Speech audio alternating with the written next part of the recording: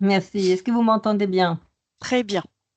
Ok, mais merci pour l'invitation. Donc, j'excuse l'ADEME en Occitanie puisque les personnes qui étaient plutôt censées intervenir ne sont occupées sur d'autres chantiers, enfin, j'allais dire, et donc ils m'ont demandé d'intervenir. Et je vais aussi vous mettre dans la conversation le lien vers une publication que l'ADEME en Nouvelle-Aquitaine a faite avec CRES, enfin, la CRES de la oui, de la Nouvelle-Aquitaine, et qui vous donnera aussi d'exemples d'actions, en tout cas de type de structures qui sont embarquées dans cette double enfin, approche, on va dire.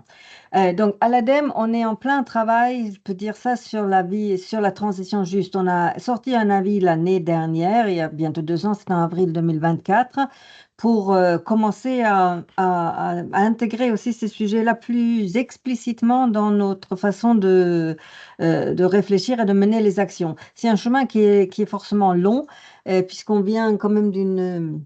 Nous, à l'ADEME, on est l'agence de la transition écologique, maîtrise de l'énergie, environnement, etc. Donc, on vient clairement d'un côté environnement au sens large et on commence à réfléchir un peu plus explicitement sur comment intégrer d'autres types d'enjeux dans ce que nous faisons. Et alors, on a travaillé donc sur cet avis, on est en train de travailler sur une feuille de route interne qui va certainement un jour prendre une forme externe, mais il y a énormément de ressources sur ce sujet-là aussi en dehors de l'ADEME. Et donc, nous, on part du principe que ce qui est le plus juste, ce serait de ne pas réaliser la transition. De toute façon, elle s'impose un peu à nous, parce que les coûts, donc dans notre jargon, c'est que l'inaction sont très supérieurs aux coûts de l'action. Et que, comme disait le commissaire, les populations vulnérables en seraient les premières victimes. Elles sont déjà les premières victimes. Parce que quand on parle de vagues de chaleur, et vous êtes bien placé, parce que vous êtes une région qui est très touchée déjà par le changement climatique, et on parle de vagues de chaleur et avec les îlots de chaleur. Et moi qui suis responsable aussi, je coordonne l'Observatoire national de la précarité énergétique. On commence à regarder beaucoup la précarité énergétique d'été. Et parce que les populations fragiles, ils sont touchés plus fortement par les vagues de chaleur et, euh, et aussi, par exemple, par la pollution au bord des rocades. Il n'y a pas de grandes villas au bord des rocades en général. Et donc, les personnes sont vraiment déjà touchées.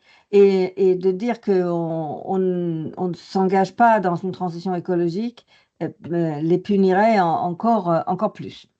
Et donc, le commissaire a tout à fait expliqué ça et tout le monde en est conscient. Euh, alors, ensuite, mais ça ne veut pas dire que tout ça c'est simple, parce que c'est pas que la transition peut avoir des effets négatifs sur certaines activités. La transition a des effets négatifs. Et par exemple, euh, et il y a, enfin, quand on parle un peu de l'avenir, on voit très bien que les ports pétroliers ne pourront pas continuer à faire à travailler ou même à exister, voire parce que les ports tout court risquent effectivement à terme d'être complètement inondés par le niveau de la mer qui monte. Et bon, ça, c'est pas votre rayon tellement quand vous travaillez sur le l'ESS ou vous vous intéressez à ça. Mais quand on parle de l'emploi, on parle des garagistes. Les garagistes qui travaillent sur des moteurs thermiques, ben, leur métier va changer et faut traiter des moteurs électriques, donc des nouvelles compétences.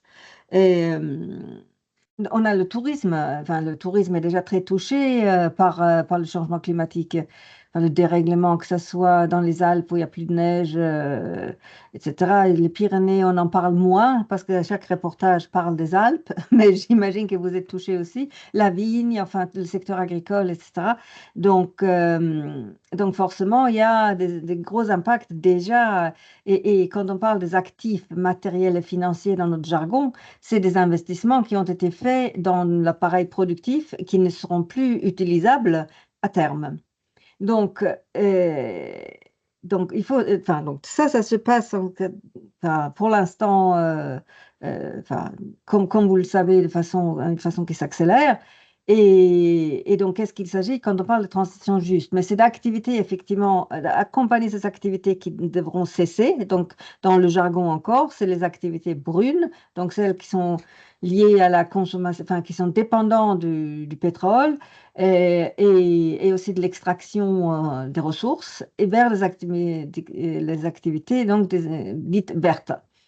Euh, donc ça au début, c'est vraiment comme ça que l'idée de la transition juste est née, puisque les syndicalistes aux États-Unis, il y a une cinquantaine d'années, qui ont dit, OK, mais nous, on veut bien devenir plus écolo, enfin, ou de changer notre façon de travailler, ou de quitter nos emplois, en avoir de nouvelles, mais il faut accompagner ça. C'est pas à nous de porter la transition, c'est question de société.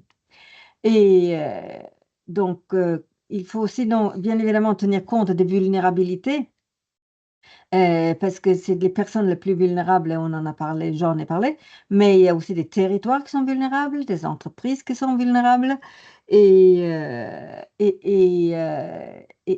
donc vraiment de accompagner ces structures ou personnes, etc., par des politiques publiques qui permettent d'en tenir plus compte. Et après, quand on dit une élaboration la plus démocratique possible, ça veut dire aussi qu'il y a une façon ou des façons de tenir compte de l'ensemble des parties prenantes, que ce soit les citoyens et donc les plus vulnérables qui souvent n'ont pas voix au chapitre, et tout un tas d'autres types de structures, les syndicats, entreprises, collectivités, etc., à différentes échelles. Donc c'est effectivement une approche très, très systémique, la transition juste, puisque il s'agit oui, de revoir un peu un modèle de société malgré tout, même si politiquement, c'est pas à l'ADEME de dire ça, mais si on travaille sur ce sujet-là, qu'on le mène vraiment, ça suppose en effet ça. Et quand on met les personnes vulnérables un peu au centre du jeu, ou des structures, etc., vulnérables, ben ça amène d'embarquer tout le système pour en tenir compte et faire les choix enfin, qui seront discutés. Donc, l'avis de l'ADEME, donc juste pour terminer, porte sur la transition juste, enfin, il est intitulé comme ça, mais en réalité, quand vous comparez, enfin, quand vous regardez un peu les différentes définitions, transition juste, transition socialement juste, euh, ce sur quoi, ce dont on parle dans cet avis, c'est vraiment une transition socialement juste, puisque, enfin, là, on est vraiment dans le détail des définitions, mais une transition juste, souvent, il s'arrête aux questions d'activité économique et emploi, etc. Alors, socialement juste, ça va plus loin. Mais enfin, peu importe les termes qu'on utilise, à ce stade, l'important, c'est des actions ou les réflexions qui sont mises ensemble. Et voilà, donc je m'arrête là. Voilà. Merci, Merci. Florence. Merci beaucoup, Christina. J'en ai profité pour aller rechercher le document qui s'appelle La transition juste, voilà, que j'ai retrouvé en Nouvelle-Aquitaine, qui peut être inspirant pour nous aussi, de travail Oui. partenarial entre la CRES Nouvelle-Aquitaine et l'ADEME. On vous libère. Merci beaucoup d'avoir pris ce temps avec nous, Christina. Voilà, le temps était compté, il est 29. Oui, non, mais Euh, vraiment désolée de ne pas rester on plus avec compose vous. avec les agendas. Voilà, il n'y a aucun Oui, et souci. puis certains ont certainement croisé Emmanuel Combet, qui est Oui. vraiment des gros gabarits, même au niveau national, sur ces sujets-là, à l'ADEME, qui est basé à Montpellier.